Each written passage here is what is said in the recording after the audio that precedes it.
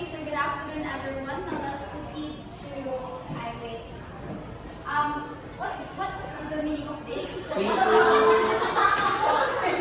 Thank you, everyone. What do you think is the meaning of this? Everyone.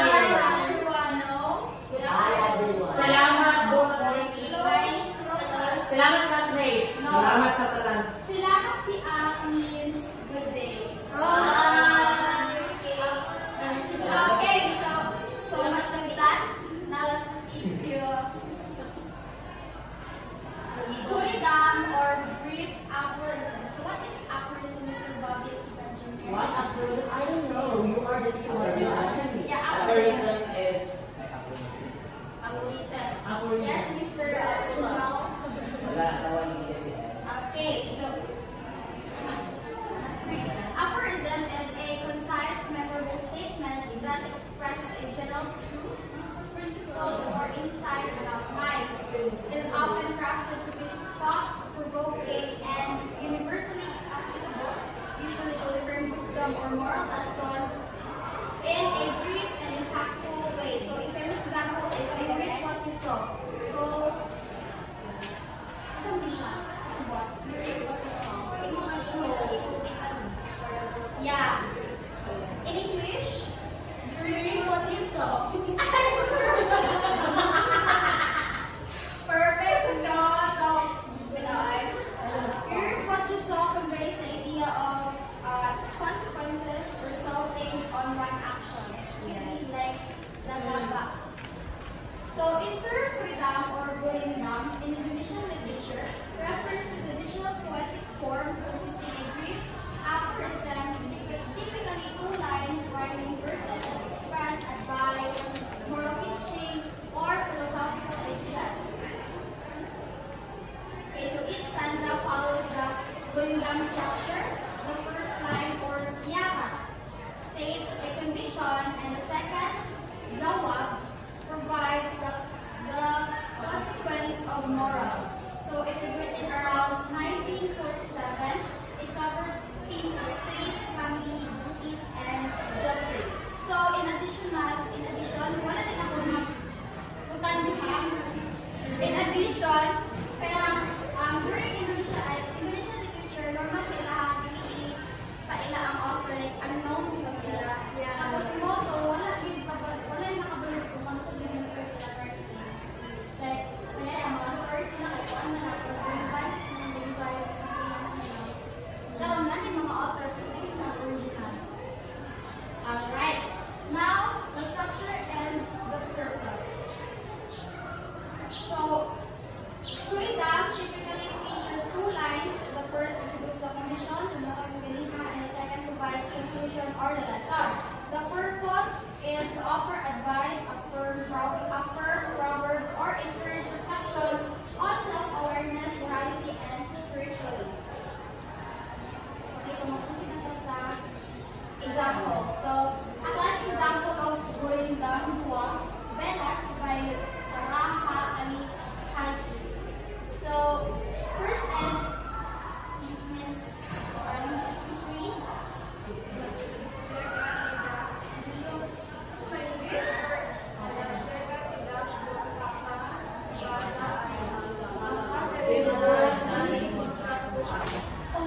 In English, one is not disobedient to one's father, then one avoids God's wrath.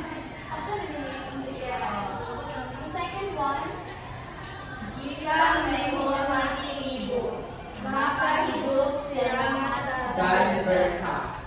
If One respects one's mother, then life is safe and blessed. Okay, so Amin Ani is it highlights respect for one's mother in the first line and leading to a blessed and safe life in the second line. So, diba, like if mother, diba, like magagobot yun.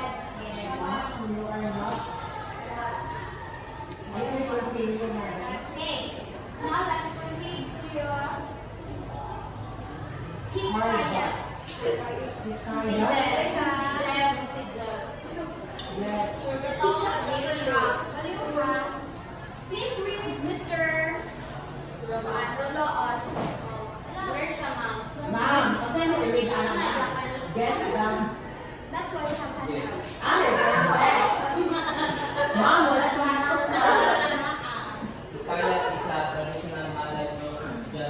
giving interpretation that features. Featuring romanticized narratives of heroes, adventures, from the archetypes, legends, and the lives of the community. Often infused with supernatural elements like miracles and supernatural powers. Okay, very good. Now, we all know what is prose, right? Prose is it non-fiction or fiction? It's non-fiction. It's fiction. Both. Both. It's fiction. Because Both. both can be a fiction and fiction. Perfect. So it is both. So, very good class. So, Hikayat entertains as teleport laga or soothing tales, inspired heroism, teaches ethic, religion, or preserve cultural myth from Malay archipelagos.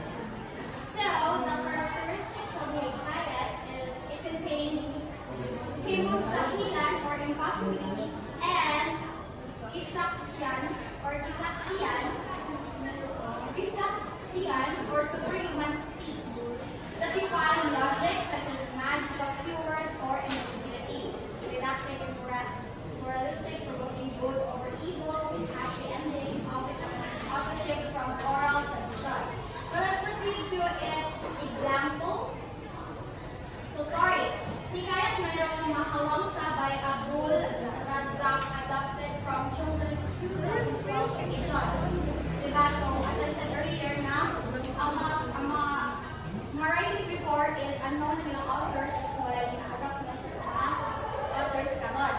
So, this Hikayat becomes merong gawang sa a prince from India,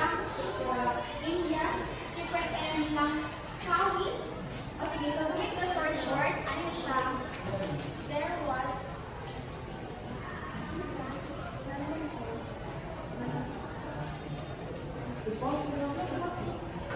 alright, so Hikayat merong mahawangsa.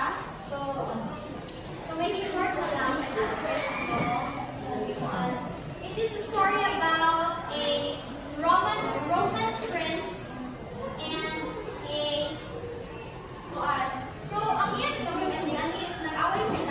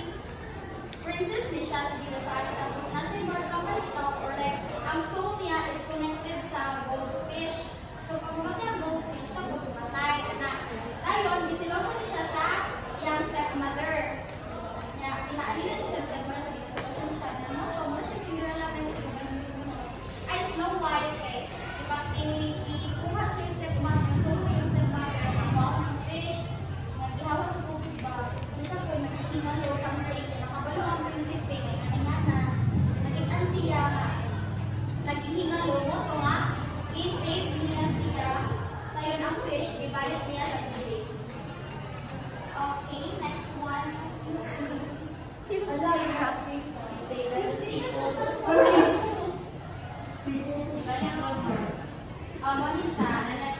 So, collected again, so that is connected sa goldfish. Mga sa goldfish, mga sa sila. Next one is animal fables. So, sampansil. What is sampansil? Animal fables. Mouse. So, the idea is like this. Mouse, you can push it. Yes. Another class of deer. So, kapag tayo itong sa Filipino pa na itong ganitong mag-clever monkey. Chico ang mag-chico. Ate siya.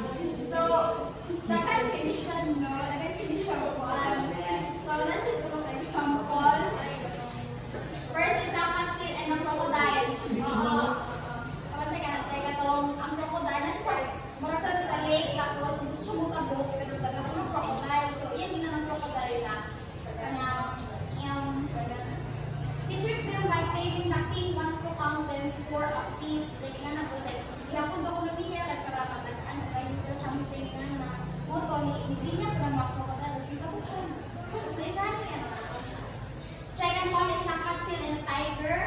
So, kaling tiger, na-trap niya siya sa hunter's pit. Ay, siya ang na-trap sa hunter's pit. Tapos, i-lure niya ang tiger na parang something na siya, hindi ko alam baka. Yan, hindi ko alam. Ulan mo ba? Ikaw mo sulgri. Gusto ko na naman. Ito ang tiger, nasulod po. Tapos, pagsulod tiger, gamit niya ang likod para makasakas siya. Nakasap siya. Yes. Next is sampansil and a farmer's trap. So, cotton and glue on a scarecrow. So, like, nastap sa glue, tapos imak niya ang ilo nga. Alit diri kay parang buwan, parang murag, ginan ang ilo nga, alit diri kay na princess na kakasal sa imo. So, dito, pag doon sa iri, ay sa iro, di ko ano siya break. Stop sila ko. Ang iro ang ipilit. Ano siya? And the last one is the Chronicles of Hikayat Hamtua, served as a prime example of a Hikayat Chronicles narrating historical exploit and loyalty of Admiral Hamtua in the 15th century Malacca Sultanate. So, to make the story short, one is sila, mag-best friend din sila, si Hamtua, may nakusahan mag-adultery sa inom siya, ang inom sa kanya, kabit siya sa asawa sa sultan. So, sultan is isubo nga, ikakuan siya beheaded or something nga na. Tapos yung best friend kay lagi, kuan siya nung i-accuse na kabit sa kanang kuan asawa sa sultan. And then mo to nga kanang nakuan yung best friend lagi sila nga. Iba tinuod na nag-rebel siya against sa sultan, nilabanan niya yung best friend. Tapos mo to, murag nakuan mo ng sultan, murag na ibag siya wa siya. Yung moto nga, isugod niya si, murag ibalin niya din, isugod niya si Hamtua nga, ikaw na niyang best friend. Kaya murag nagbuot ako siyang issue ka, kaya best friend na po daw masama sa something like that. Moto, at then, makakakuan, di ba, napatay niya yung best friend. Kaya na siya nakabalo, i-save lang niya siyang best friend. Kaya nakabalo yung best friend na, may accuse siya o something na. Tapos moto, ang kuan nila ni-highlight siya sa loyalty sa sultan. And one siya ang simulasan nila guys, the book of Hamtua. Tapos one is sila, like ano siya? Wow, sige. One is si Hamtua and one is si Ben Lahara.